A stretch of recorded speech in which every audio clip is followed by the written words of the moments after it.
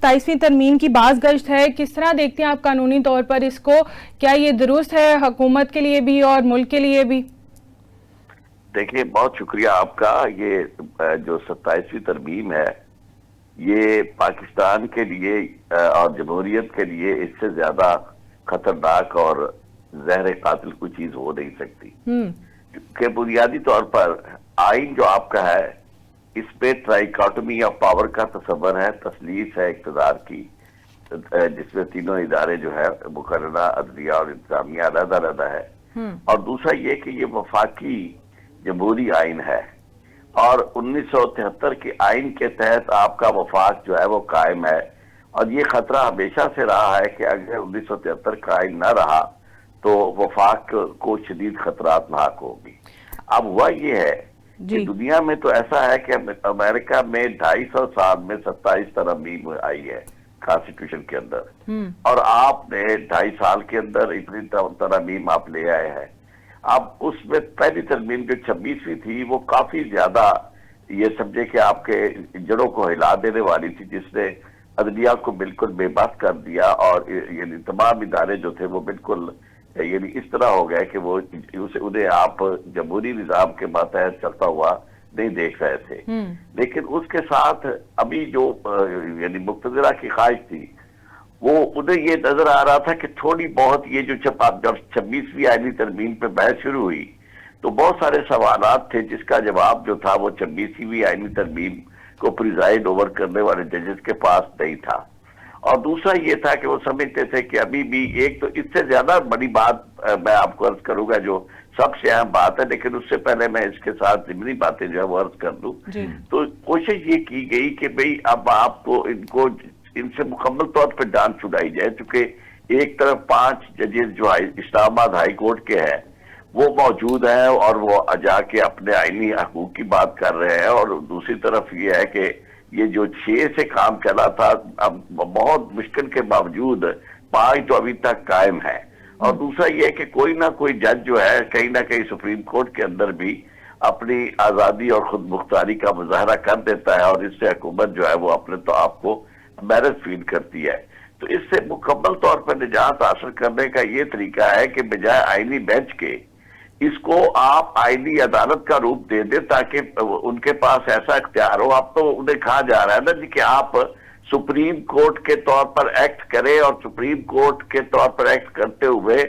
Full court जो है वो कॉन्स्टिट्यूट करे जो 26वीं आईनी तरमीम को सुन सके। तो हुकूमत की इक़्तिदार वालों की ये ख्वाहिश है कि वो 26वीं आईनी तरमीम को से भी आगे बढ़ के 27वीं आईनी तरमीम लाकर एक अलहदा कोर्ट आईनी कोर्ट बना दे, जिसमें ये हो कि तमाम मामलात जो हैं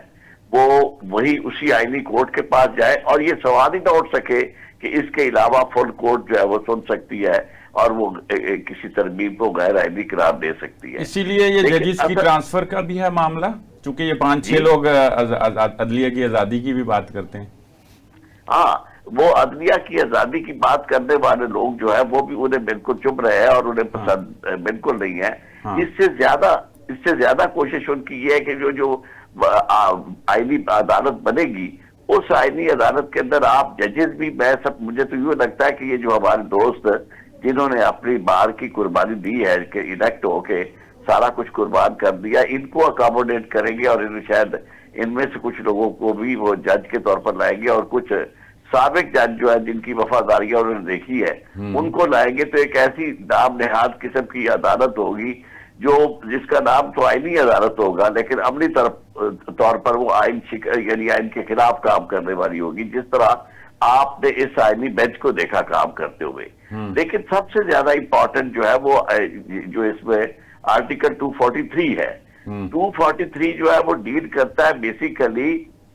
आपकी अफवाज को, कि अफवाज का सरबराह कौन होगा, सुप्रीम कमांडर कौन होगा, और उसके बाद जो अफवाज है